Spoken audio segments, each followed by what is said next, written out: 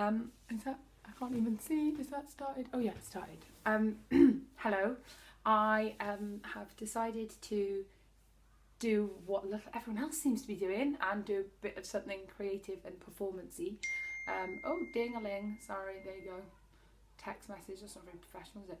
I've done a bit of writing and I thought I'd have a go at performing it to camera. This is maybe my 5th attempt at recording it because I've been really critical of like how I said something wrong or I've waffled on too much at the beginning, just like I'm doing now. Also, I don't know the words yet because it's a bit long.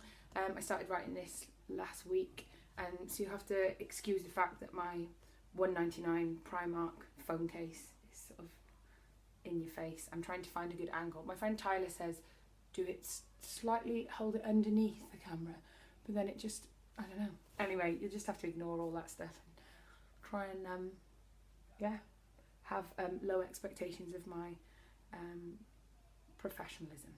Okay, here we go. Get back in your shell, stay underwater.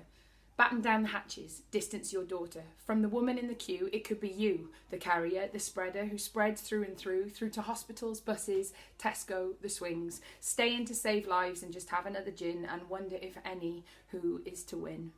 Eyes shift and twitch, bodies swerve. Key workers continue to serve and serve. Your toilet rolls packed and racked in factories, they stack for the desperate and confused. Consumerism battles and continues to prove that pillage and rape for their family's sake, protecting from the fear of just in case. Stock it, mask it, only pay with plastic. Keep your doors closed up to the what ifs and maybe hymns. Shut out your neighbours and just don't let them in. She feels like a traitor if she doesn't go in. He is just angry because the Foreign Office let them all in. Let them eat bats and mix with us. She thinks it's all just ridiculous. A media-controlled fuss. She is too scared to sit in her garden. He now just farts and doesn't say pardon. Because at least it's not a cough. A cough would be worse. We all know what follows a cough. It's a hearse. You'll clap for the NHS but fail to consider what your vote for the Tories came to deliver. 10 years of a service crippled by cuts. Clap for the doctors, the nurses, because they're saving us. The English ones, the Brits, the foreign ones too. They can stay a bit longer, but Boris, don't forget what to do. Send them back after a year. They're not that welcome here, but for now we'll hold that thought as we all shed a tear. One man down. Boris has got it. See, there it is. It is plain to see. Boris is like us. He's just like you and me. Thank God he's now recovering in his country retreat. The death toll keeps rising. We must flatten the curve. The statistics will prove that we need to learn how this thing works. Gove's daughter gets tested, but not you or me. Not the care worker in that home, not the nurse in A&E. But let's listen to our Home Secretary. She claims they're now testing how many? 612,120 and 11.3.